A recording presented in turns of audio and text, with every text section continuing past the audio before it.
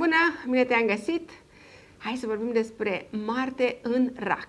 Un tranzit care va dura, iată, de pe 4 septembrie până pe 4 noiembrie. Vreau doar să-ți mai spun încă ceva. Marte va și retrograda în acest semn, ține-te bine, între 6 ianuarie și 24 februarie 2025. Voiam să mă asigur că nu greșesc.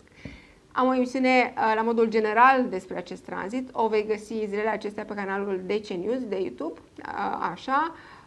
Aici discutăm despre recomandări pentru fiecare dintre noi. Îți reamintesc că aici e un horoscop general, teoretic. Bun, păi zic să începem. Berbec sau cei cu ascendentul în berbec. Marte e guvernatorul tău, schimbarea lui îți va aduce, bineînțeles, și în viața ta destule evenimente. Doar că ce se întâmplă? Lui Marte nu prea îi place în Rac și în casa 4-a. Și ce provoacă el? Scandal. Certuri, neînțelegeri, da, mai ales în sânul familiei. Așa că în următoarele 2 luni nu o să ai pace deloc, nici cu părinții, nici cu celelalte rude, nici cu partenerul, adică nici în familia în care te-ai născut, dar nici în familia pe care tu ți-ai creat-o sau pe care tu ți-o creezi, să spunem așa. În plus, Marte în casa 4-a face deranj în tot ceea ce privește zona gospodăriei, să spunem așa, adică se strică lucruri în casă, vrei să te muți, vrei să repari, nu vrei, trebuie să repari, trebuie să-ți cumperi alte produse electronice, tot felul de produse și mai faci ceva Marte în casa 4. Te ceri cu vecinii, cu proprietarul, cu oamenii din apropiere și atunci când ne referim la casa 4, vorbim și de liniștea interioară, a casului interior. Lui Marte ce-i place? Exact, în niciun caz liniște. Deci am putea spune că în aceste 2 luni vei fi destul de agitat. Mergem acum la Taur sau cei cu ascendentul în Taur. Marte se duce în casa a 3-a. Iese din casa a 2-a, nu-ți mai dă finanțele peste cap. Dar ce face el în casa a 3-a? Te agită. Vei fi precum Speedy Gonzales, un titirez permanent. Mă gândesc doar la, dacă e să mă gândesc la partea pozitivă a acestui tranzit, că vei avea un dor de ducă uimitor. Vei dori să te plimbi, să călătorești, să socializezi, să interacționezi, să comunici, să vorbești.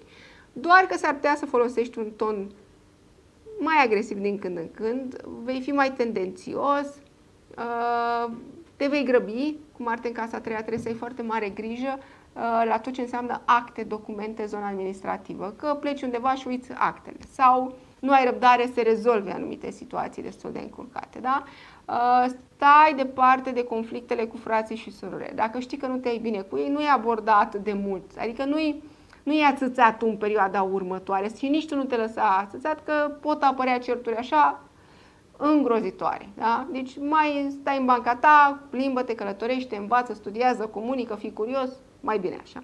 Mergem acum, iată, la Gemeni sau cei cu ascendentul în Gemeni. Marte se mută în casa a 2-a de la Gemeni.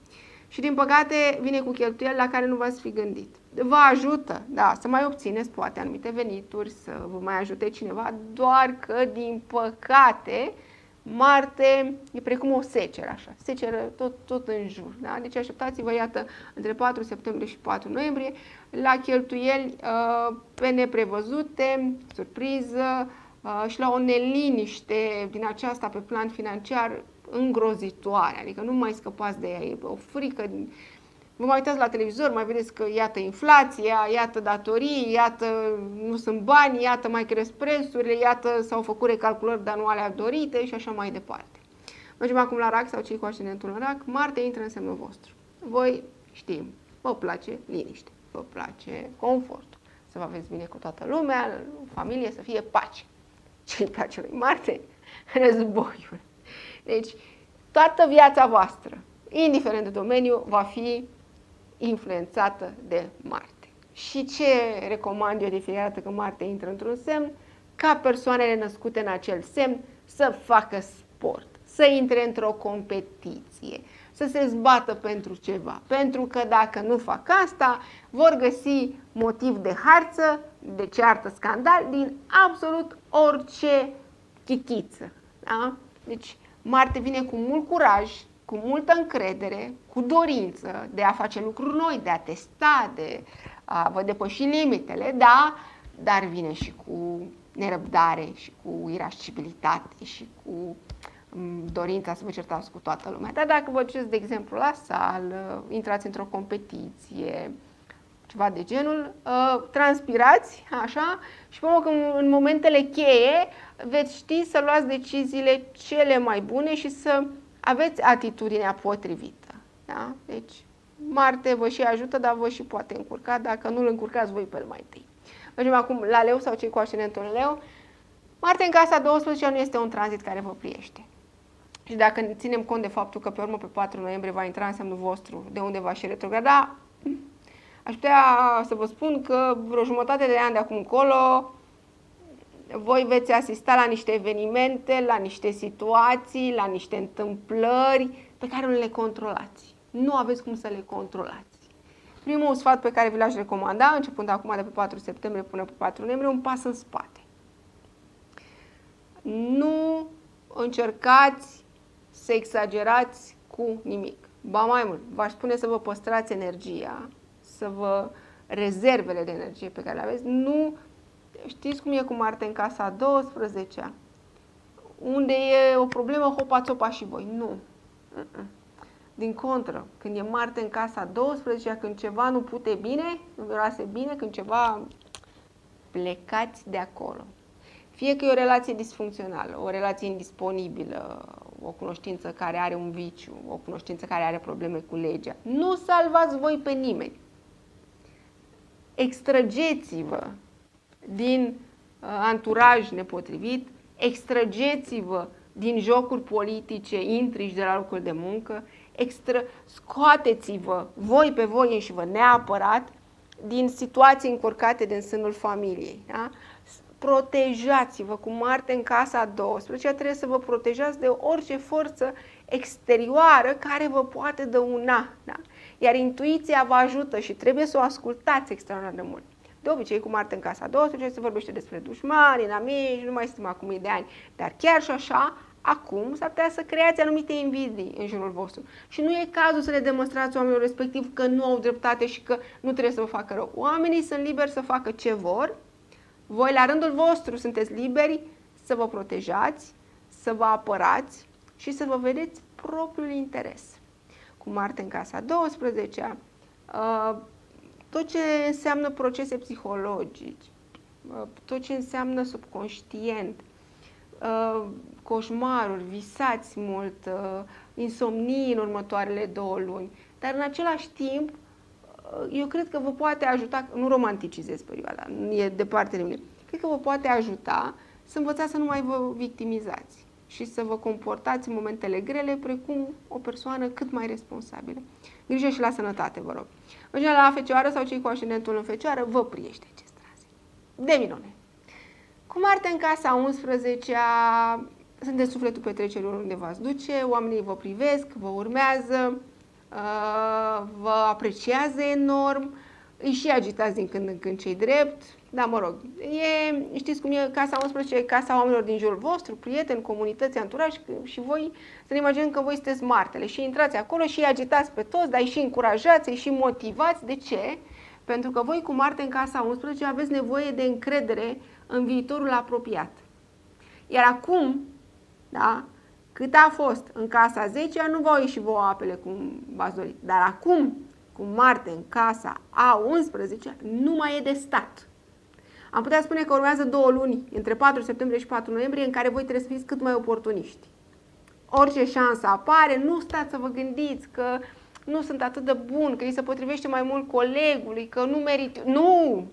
Orice mică oportunitate. Și când vă duceți la restaurant și există un meniu și vă zic că în meniul ăla vă dau un suc și vouă nu vă place sucul ăla. Și nu le ziceți chelnerilor, nu, sucul nu mi-l aduce, dă-l altcuiva. Nu, ziceți așa, dăm sucul, treaba voastră ce faceți cu el, tot ce vă oferă universul din surse sigure, primiți, da? Ca să se întoarcă la voi și altele. Mergem acum la Balanță sau cei cu ascendentul în Balanță. Marte intră în casa 10. Da?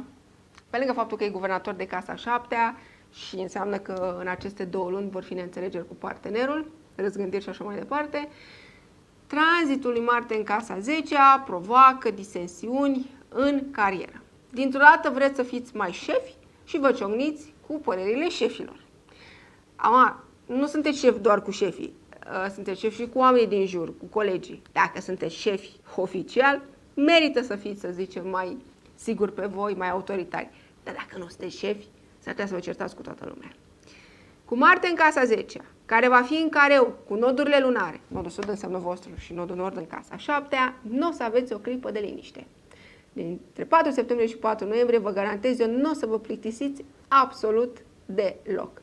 Există nerăbdare, vreți să luați decizii, nu mai așteptați să ia alții decizii și unii dintre voi vă treziți cu idei să schimbați locul de muncă. Și chiar o veți face, doar că vă veți da seama că v-ați cam grăbit undeva printre 6 ianuarie și 24 februarie. Adică dacă vreți în astea 2 luni să schimbați locul de muncă și reușiți, să nu credeți toate promisiunile celorlalți. Pentru că de obicei cu Marte în casa 10-a schimbăm locul de muncă, dar uităm anumite detalii. Mergem acum iată la Scorpion sau cei cu ascendentul în Scorpion, Marte, guvernatorul vostru, vă priește de minune acest tranzit. Între 4 septembrie și 4 noiembrie puteți să călătoriți în toată lumea, cât e lumea de mare. Vă întoarceți în țară, plecați din țară, vă dați examene, începeți noi forme de învățământ, accesați, iată, alte clase sociale, alte grupuri, da? O comunitate mult mai bine văzută, luptați foarte mult pentru drepturile voastre, sunteți foarte activiști, principiile de viață vă sunt foarte furioase, foarte serioase. Un singur lucru vreau să vă atrag atenția cu Marte în casa nouă, să nu luptați pentru dreptatea altora. Dacă vi se pare că o situație este nedreaptă, da, poate să fie nedreaptă, dar dacă nu vi se cere ajutorul, nu vă băgați. Nu vă băgați unde nu vă fierbe oala. Mergem acum la Săgetător sau cei cu ascendentul în Săgetător. Nu prea îmi place tranzitul ăsta pentru voi, pentru că scoate la suprafață frici, angoase, scenarii, știți, scoate un balast pe care l-ați ascuns și dintr-o dată toate lucrurile astea ascunse devin arme împotriva voastră. Așa că începe o perioadă nemaipomenită pentru a fi mai sincer cu oamenii din jurul vostru, pentru a învăța să negociați cu ei, pentru a învăța să și pierdeți dacă vreți să câștigați. Pot apărea conflicte legate de bani, mai ales bani împărțiți cu alții, banii cu partenerul, moșteniri, taxe, zona aceasta de impozite, relația cu instituțiile financiare, poate fi puțin mai complicată, da? Dar totul pornește de la fricile pe care le aveți și de la secretele pe care le țineți și care sunt putrede. Mergem acum, iată, la Capricorn sau cei cu ascendentul în Capricorn. Marte intră în casa 10, dragii mei. În casa 7. Așa. Bun. Și pentru că îl veți avea și pe Pluto retrograd în semnul vostru, trebuie să aveți în vedere următoarele situații. Dacă luați decizia să vă despărțiți în următoarele 2 luni, veți reveni asupra acestei decizii. Da. Dacă veți intra într-o relație în următoarele 2 luni, nu va fi una simplă, ușoară, ci va fi una cu cântec. Veți găsi oameni care să vă contrazică, să vă irite, să vă enerveze, să vă scoată din sărite, să vă scoată mai degrabă din zona de confort. Da? Pentru că Pluto retrograd în semnul vostru vrea să vă facă să ajungeți la esența voastră. Da? Și pentru asta aveți nevoie de multe provocări. Stați departe de decizii pe plan relațional. Marte, să știți că poate să aibă un dar în casa 7. Relațiile în care ați stat și ați lâncezit și n-ați mai făcut nimic, Marte vine și zice, trebuie să reaprindem pasiunea. Trebuie să facem terapie de cuplu. Trebuie să vorbim, să negociem, să ne înțelegem, să vedem ce nu funcționează sau trebuie să simțim că trăim, să nu lăsăm relația asta să fie, gata, suntem frate și soră. Da? Dacă ați ajuns într-un punct cu relația în care sunteți frate și soră, Marte nu o să vă lase să aveți lunile astea așa cum vă doriți. E nevoie. Cearta e sănătoasă. Bine, atâta timp când nu e violentă, dacă nu e cu abuz, cearta în cuplu, cu Marte în casa 7, este foarte prielnică. Mergem acum la Vărsător sau cei cu ascendentul în Vărsător. Marte se duce în casa 6. Și în primul rând să știți că îmi este teamă de problemele de sănătate ale voastre sau ale celor dragi. De ce? Pentru că Pluto e și el retrograd în casa a 12. Să o luăm cu început. În primul și în primul rând, eu în locul vostru în septembrie și în octombrie aș avea agenda cu programări la doctor, cu consultații, cu tratament, cu ce e de făcut. Marte, când nu-i dați ascultare sau nu sunteți atenți la simptome, îi place să facă și mai mult scandal. De exemplu, dacă aveți o migrenă și nu vă duceți să o verificați, că ea e de ceva timp în viața voastră, nu că ați avut-o, iată, într-o seară și pe nu mai aveți deloc, cu Marte în casa 6, migrena respectivă va fi permanent în viața voastră, da? Deci, trebuie să mergeți la doctor să vedeți ce vi se întâmplă. Trebuie să vă țineți de lucrurile pe care nu le-ați făcut. Cu Marte în casa 6 pot fi niște intervenții chirurgicale, mai micuțe sau mai mari. De asemenea, oamenii din jurul vostru pot avea probleme de sănătate. Bun, de sănătate e cea mai importantă. După care, cu Marte în casa 6, vor fi și situații în care discuțiile cu colegii nu sunt tocmai plăcute. Apar conflicte, neînțelegeri, furie multă, da, în sânul echipei acolo la serviciu. Și de asemenea, acest tranzit vă face ori foarte leneși, ori foarte obsesiv-compulsivi. Să faceți curățenie permanent. Mergem acum la Pești sau cei cu ascendentul în Pești. Marte tranzitează casa a 5-a. Și știți cum este tranzitul ăsta? Vă readuce aminte, da? Că în viață nu trebuie doar să muncești, nu trebuie doar să te chinui, trebuie să te mai și bucuri. Și de ce vă spun asta? Pentru că Saturn e retrograd în continuare în semnul vostru până pe 15 noiembrie. Da. Dar casa 5-a vorbește de iubire, de afecțiune, de creativitate, de pasiune, de senzualitate. Ce vă face voi inima să danseze, să vibrați, da?